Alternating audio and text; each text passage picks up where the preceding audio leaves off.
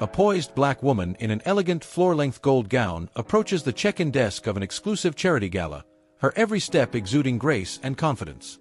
She hands her embossed invitation to a white event planner, who barely glances at it before looking her up and down, her smirk dripping with condescension.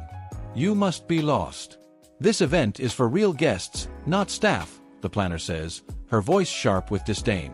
The woman's expression tightens, confusion flickering across her face before her tone turns steady, firm. "My name is on the list." "Check again," she replies, her voice calm but commanding. The planner scoffs but doesn't bother checking. Instead, a nearby security guard steps in, his tone brusque and dismissive. "Back of the line, lady." "Don't cause a scene," the guard says, his hand motioning toward the exit. The planner chuckles, her laughter cold and biting. "Security, remove her before she embarrasses herself," the planner orders, waving her hand as if swatting away an inconvenience. The woman is abruptly escorted out, her protests ignored as onlookers whisper behind their champagne glasses, their eyes filled with judgment and cruel curiosity. The grandeur of the ballroom fades as she is pushed toward the hotel's grand entrance, the air outside thick with humiliation and injustice. Just as the guard's grip tightens on her arm, a sleek black Rolls-Royce glides to a stop at the curb. The tension shifts in an instant. A tall, commanding black man steps out, his tailored suit cutting a sharp silhouette against the opulence of the hotel's facade. His expression is calm, his gaze ice-cold as it sweeps over the scene. "Who just put their hands on my wife?" he asks, his voice low but carrying the weight of authority. The security guard falters, his confidence crumbling. Sir, we were just following orders," he stammers. The planner, still smirking, crosses her arms. "And who exactly are you?"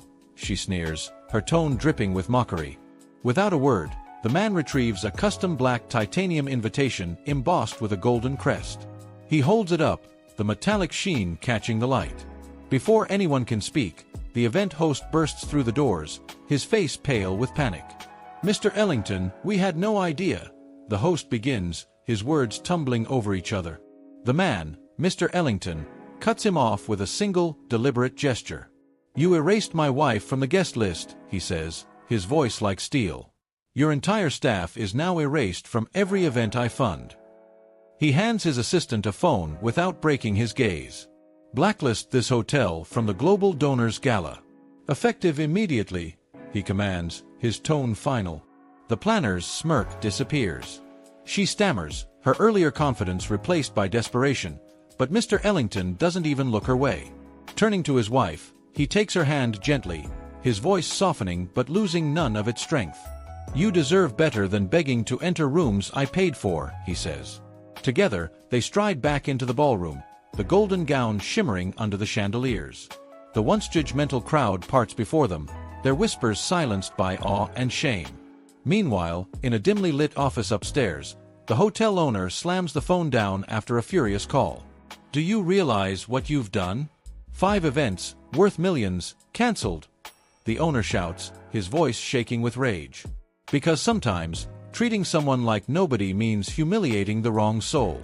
Never underestimate the power of dignity and grace. Stand for respect. Stand against racism.